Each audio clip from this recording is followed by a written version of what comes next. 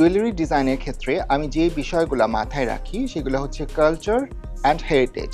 তার বাইরে যদি আমি কোনো কিছু মাথায় রাখি সেটা হচ্ছে আমার ফ্যামিলি ইনফ্লুয়েন্সেস। আমি চেষ্টা করি কিছু স্ট্রাকচারসকে ইনক্লুড করার জুয়েলারি ডিজাইনের মধ্যে।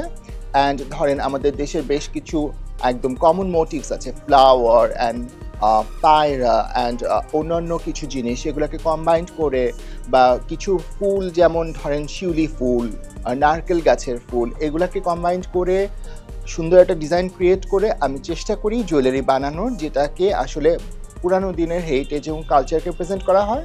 এবং আপনারা দেখবেন আপনাদের ফ্যামিলি অ্যালবামগুলোতে আপনাদের প্রিভিয়াস জেনারেশন যারা দাদি, নানি অ্যান্ড আদার্স এই ধরনের জুয়েলারিস আসলে পরে এসেছেন বা পরে থাকেন। যেমন ধরুন এই ডিজাইনটা হচ্ছে আমার দাদির বিয়ের গয়না। এটা খুবই common in those days.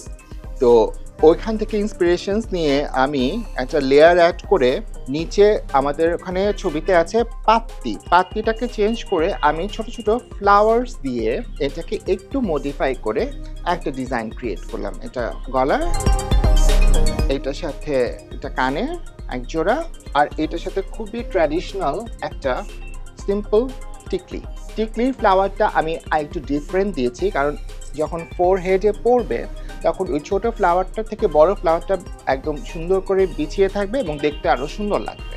This piece is inspired by a design of a bed.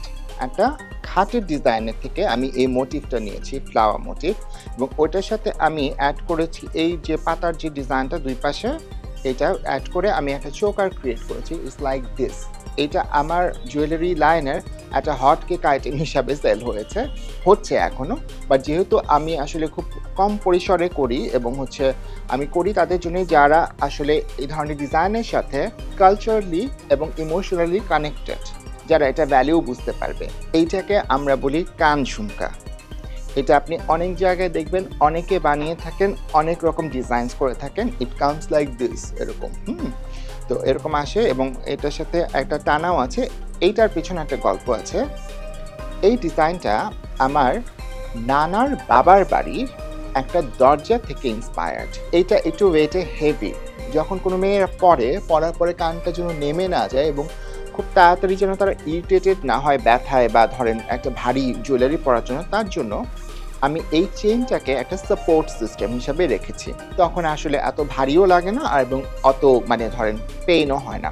So এই ক্ষেত্রে এই ডিজাইনটা পরার পরে এই টানাটা যখন ইউজ করে তখন এটাকে একটা ইউনিক লুক দেয়।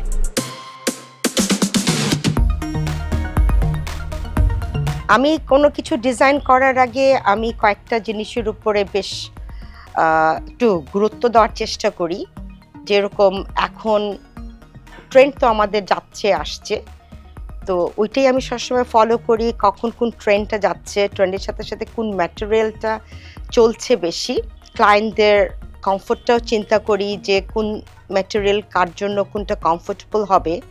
পাশাপাশি আমি যখন ডিজাইন করি যে একটা তো জেনারেল ডিজাইন থাকেই, যেটা সব ধরনের শ্রেণী, যার যেরকম রুচি, যার যেরকম পছন্দ, ওই জিনিসটাও যেন পায়। আমি একটু ডিজাইন করতে একটু নতুনত্ব আনার চেষ্টা করি। আমার ডিজাইনের মধ্যে একটু বেশি ফিউশন টাইপটাই থাকে, কারণ সবাই চায় একটু রুচিশীল, একটু নতুনত্ব, ওটার দিকে আমার ফোকাস থাকে। পাশাপাশি আমি ট্র্যাডিশনাল ডিজাইনও করি, বাট ফিউশনটা আমার করতে ভালো লাগে বেশি।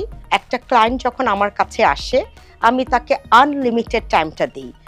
আমি শুনি ওরা কি চাচ্ছে, পুরো কনসেপ্টটা আমি বোঝার চেষ্টা করি।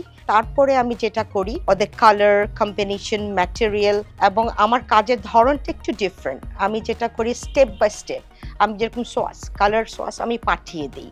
ম্যাটেরিয়াল সম্বন্ধে একটা ব্রিফ থাকে। ওরা যখন যদি বলে যে এই ম্যাটেরিয়াল বা এই কালারটা আমি সিলেক্ট করলাম, তখন আমি কাজে ফোকাস করি। ফ্রেমে যখন কাজটা বসে তখন আমি একটু একটু করে কাজগুলো আমি কিছু আমার ক্লায়েন্টদেরকে পাঠিয়ে দিই। তো আমি নিজেও একটু কাজের ব্যাপারে একটু খুঁতখুঁতাই বলতে পারেন। আর পাশাপাশি আমি এই জিনিসগুলো করলে সো দ্যাট আমি কি করছি ক্লায়েন্টদের জন্য, ওরাও বুঝতে পারে যে এটা আমার how is going to come up. তখন আমাদের মধ্যে কনফ্লিক্ট এবং মনোমালিন্য থাকে না, অনেক সময় চাচ্ছে হয়তো ডিজাইনাররা একটু অন্যরকম দিয়ে দিচ্ছে। তো I don't want that risk. তো আমি যেটা করি ওদের সাথে মিলিয়ে আমি করার চেষ্টা করি। আর আরেকটা, আমি অলওয়েজ চেষ্টা করি টাইমলি ডেলিভারি দেওয়ার জন্য। অ্যাটলিস্ট আমার কাস্টমার এটা জানে যে আমি যখন ওর কাপড়টা হাতে নিয়েছি এটা টাইমলি হাতে চলে আসবে উইথ প্রপার কেয়ার।